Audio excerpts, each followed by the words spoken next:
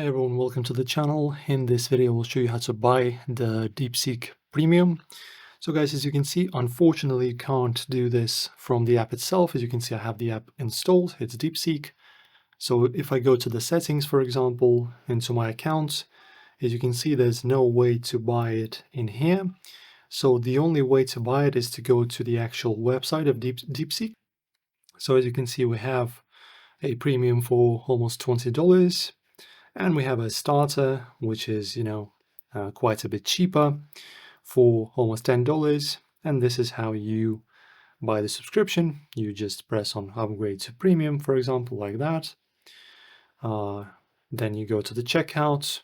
You, of course, insert your account information. And after that, you choose the plan that you wish to purchase. You can also choose annual, and you can check out with PayPal. And after that, when you go to your DeepSeek into the app, you will have, of course, your advanced features that you can use to basically use their AI. Guys, this is how it's done. Hopefully you found this video helpful. Enjoy, like and subscribe. See you in the next one.